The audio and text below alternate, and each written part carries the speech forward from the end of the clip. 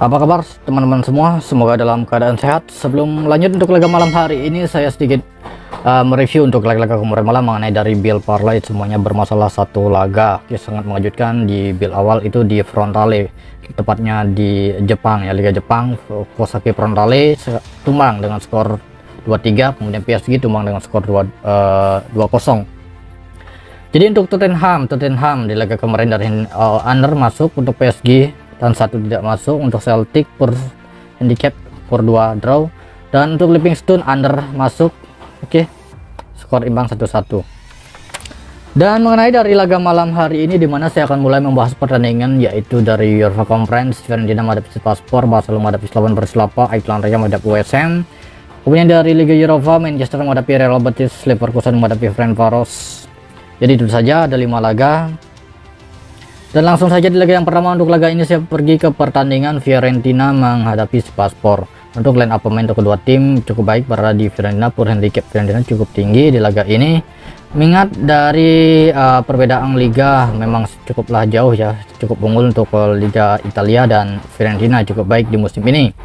Beberapa 5 laga terakhir untuk Fiorentina cukup meyakinkan di laga ini akan berpotensi kedua tim mampu mencetak gol. Alangkah baiknya dia di laga Fiorentina menghadapi Spurs ini kita menghindari handicap dan mencoba dipegang di over 2,5 gol di laga ini. Cenderung lebih ke over 2,5 gol ketimbang memegang Fiorentina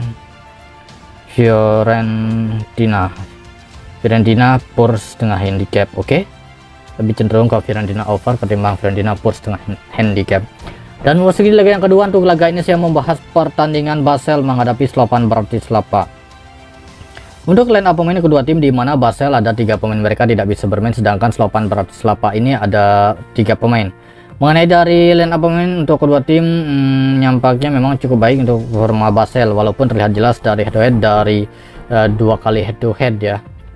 Dari sejarah permainan kedua tim, memang Basel ini selalu sulit untuk menemukan Slovan Bratislava. Mengingat di laga ini Basel per handicap cukup meyakinkan. Bisa jadi akan merubah atau mencatat sejarah baru ya, Basel ini bisa memenangkan laga di kandang Basel. Kita tetap per handicap dengan megang Basel per 4 handicap. Di analisa skor, settingannya di laga ini adalah settingan under goal. Oke, itu dia. Next, di laga berikutnya tepatnya di laga AEK Larnaca menghadapi West Ham United dari UEFA Conference Liga. Untuk line up pemain kedua tim, di mana untuk AEK Larnaca ada 4 pemain mereka tidak bisa bermain, dan West Ham 1 pemain saja. Terlihat jelas dari forma 5 laga terakhir untuk AEK Larnaca 2 kemenangan 2 kekalahan 1 hasil seri, sedangkan untuk forma tim West Ham dari 5 laga terakhir 3 kekalahan 1 kemenangan 1 hasil seri.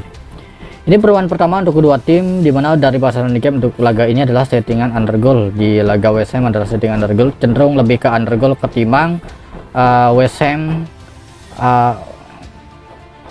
per setengah handicap ya, ketimbang West Ham per setengah handicap, lebih cenderung ke under goal untuk laga AEK Larnaca menghadapi West Ham United. Next, di laga berikutnya tepatnya di UEFA Liga Europa ya, di laga yang kita tunggu-tunggu adalah laga Manchester United menghadapi Real Betis. Terlihat jelas di laga terakhir ini, di lanjutan Liga Inggris ya, Manchester itu tumbang dengan skor 7-0 saat menghadapi Liverpool. Jadi sangatlah wajar karena memang Manchester itu selalu sulit untuk menghadapi Liverpool di kandang, kan? Jadi tidaklah begitu mengejutkan tumbangnya Manchester dari forma 5 laga terakhir. Jadi saya sedikit melihat ya untuk laga ini dari pasaran handicap. Di laga ini saya melihat memang Real Betis ini akan cukup menyulitkan tuan rumah Manchester, tetapi menurut pasaran handicap ini masih kemenangan Manchester United. Tetapi untuk selisih 2 gol ataupun lebih itu masih dipertanyakan. Saya cukup di Manchester rekomend winkan saja, karena saya mengira di laga ini Manchester hanya memenangkan laga dengan selisih 1 gol, dan di analisa skor di laga ini dalam satu pertandingan kurang dari 3 gol.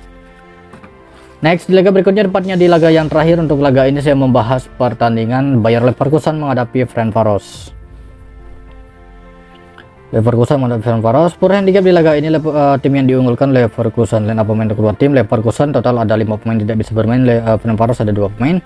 Mengenai dari 5 laga terakhir untuk Leverkusen tidaklah begitu baik, bahkan lebih baik performa Ferencváros. Tapi untuk line up pemain Leverkusen cukup banyak pemain mereka yang mengalami cedera, tetapi masih memberikan poor handicap paling rendah 1/4 handicap. Itu masih menjadi pertanyaan untuk kita semua. Jadi untuk teman-teman yang menahan Leverkusen, mohon berhati-hati di laga ini, karena saya mengira Leverkusen akan mampu memenangkan laga melebihi dari selisih 1 gol.